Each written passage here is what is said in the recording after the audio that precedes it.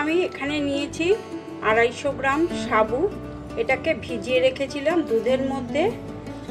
দেখুন কি সুন্দরভাবে ফুলে উঠেছে। আমি এটা দিয়ে একটা আইসক্রিম বানিয়ে দেখাবো। এই আইসক্রিমটা আমার মেয়েরা, আমার স্বামী প্রত্যেকে ভীষণভাবে ভালোবাসে। আমি ঘরে অনেকবার বানিয়েছি, তারপরে আজকে আপনাদের সামনে আমি বানিয়ে দেখাবো। আপনারাও বানাবেন, দেখবেন খেতে খুব সুন্দর হয়। চলুন দেখে নেওয়া যাক কিভাবে আমি বানাচ্ছি। এই সাবুদানাটা আমি আধ ঘন্টার জন্য ভিজিয়ে রেখেছিলাম দুধের মধ্যে। এবার আমি এটাকে পেস্ট করে নেব। চলুন আমি এটাকে পেস্ট করে নিচ্ছি। এই আইসক্রিমটা আমার দুই মেয়ে ভীষণভাবে ভালোবাসে। আমি সেই জন্য আরেকবার আপনাদেরকে বানিয়ে দেখাচ্ছি।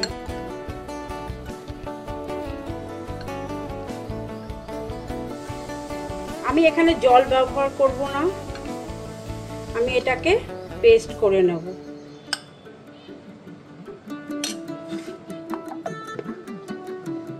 এখানে পেস্ট করে নিয়েছি সাবুটা, আমি এই বাটিতে ঢেলে নিচ্ছি।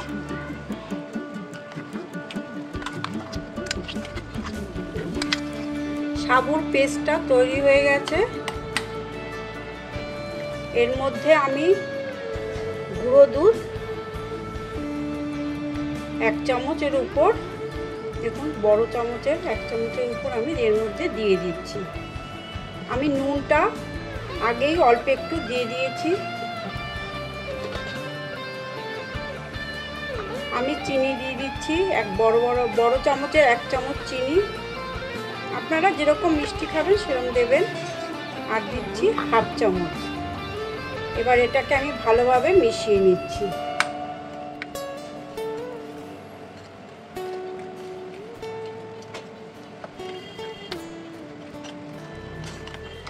এখানে আমি একটা বোল নিয়েছি। আমি এর মধ্যে এই যে ডার্ক চকলেটটা এখানে আমি কিছুটা অংশ এর মধ্যে দিয়ে দিচ্ছি। আমি এটা গরম জলে বসিয়ে এটাকে গলাবো না, কেন আমি মাইক্রোওভেন আছে, মাইক্রোওভেনে আমার খুব তাড়াতাড়ি হয়ে যায়, তাই আমি মাইক্রোওভেনে এটাকে গলিয়ে নেব। মাইক্রোওভেনে আমি প্রথমে 30 সেকেন্ড দেব, তারপরে 20 দিলেই আমার এই চকলেটটা গলে যাবে। যারা মাইক্রোওভেন ব্যবহার করতে পারছেন না তারা গরম জল করে এই চকলেটটা আপনারা গলিয়ে নিতে পারবেন। মাইক্রোওভেনে আমি প্রথমে 30 সেকেন্ড দেব, তারপরে 20 দিলেই আমার এই চকলেটটা গলে যাবে। দেখুন 30 সেকেন্ড দিয়েছি মাইক্রোওভেনে, দেখুন কি সুন্দর গলে গেছে। আমার 20 সেকেন্ড আর এক্সট্রা লাগলো না, যেহেতু গরমকাল তো গলে যায় তাড়াতাড়ি। শীতকাল হলে একটু কুড়ি করে লাগে। মেল্ট করে নিচ্ছি। সাবুর যে ডোটা এই যে রয়েছে, আমি এইটা একটুখানি দিয়ে দিচ্ছি, এই 3-4 চামচ মতো দিয়ে দিচ্ছি। এবার এর সাথে এটাকে ভালোভাবে মিশিয়ে দিচ্ছি। সুন্দর চকলেটের কালার এসে গেছে।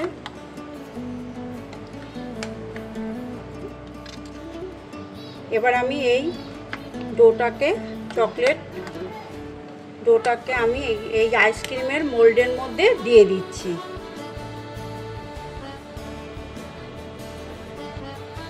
প্রথমে অল্প অল্প দেব, যেহেতু কাঠি ঢুকাবো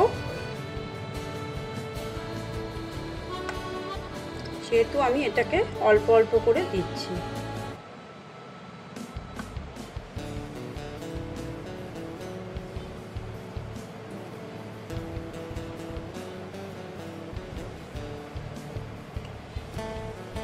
একটু এরকম করে ঝাঁকিয়ে নেব যাতে সমান হয়ে যায়। এবার আমি কাঠিটা, এই যে কাঠি দেখুন আইসক্রিমের কাঠি, আমি এই ভিতরে এখানে এইভাবে ঢুকিয়ে দিচ্ছি। কাঠিগুলো দেখুন 4টের মধ্যেই আমি ঢুকিয়ে দিয়েছি। এবার এখান থেকে অল্প করে ক্রিম নিয়ে আমি এটার উপরে দিয়ে দিচ্ছি, কাঠিটা ঢেকে দিচ্ছি।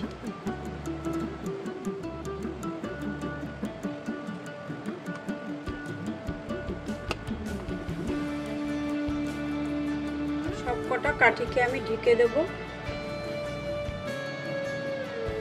আমার ছোট মেয়ে ভীষণ ভালো খায়, এইভাবে বানিয়ে দিই। তরমুজের যে আইসক্রিমটা বানিয়েছি সেটাও তো ভীষণভাবে ভালো খেয়েছি। আমি খেতে পারি না যেহেতু আমার সুগার, কিন্তু ওদের জন্য আমি সব সময় এটা ওটা বানিয়ে আমি সব সময় দিই। এখন হয়ে গেছে, এবার আমি এটাকে ফ্রিজে রেখে দেবো, ডিপ ফ্রিজে কয়েক ঘন্টার জন্য।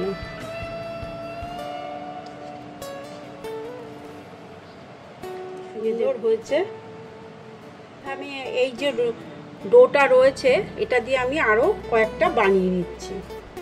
এই আইসক্রিমের দুটো কাপ পেয়েছি, আমি এর মধ্যে দিয়ে দিচ্ছি।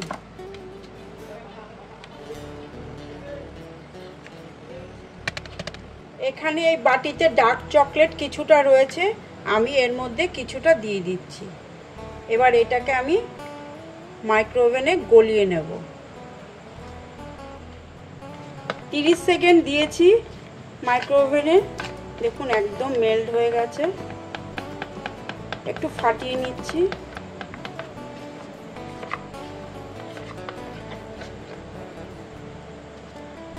এবার আমি এই ছোট্ট একটা কাঁচের গ্লাস নিয়েছি, আমি এর মধ্যে এই চকলেটটা দিয়ে দিচ্ছি।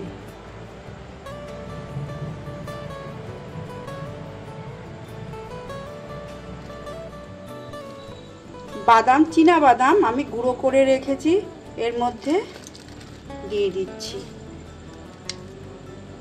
এবার আমি মিশিয়ে নেব।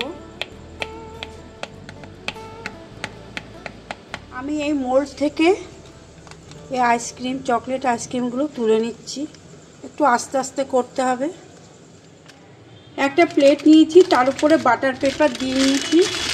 এইভাবে ধরে এই যে একটা চকলেট আইসক্রিম আমি নিয়ে এসেছি, এটা আমি এই চকলেটের মধ্যে, ডার্ক চকলেটের মধ্যে ডুবাচ্ছি।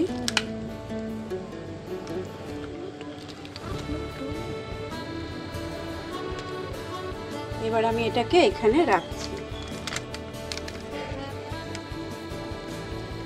এই চকলেট আইসক্রিমটা আমি 4-5 ঘন্টার জন্য আমি ফ্রিজে রেখে দিচ্ছি, ডিপ ফ্রিজে। আমার আইসক্রিম রেডি, দেখুন কি সুন্দর হয়েছে। আপনারাও এইভাবে বাড়িতে বানিয়ে খাবেন এবং সবাইকে খাওয়াবেন।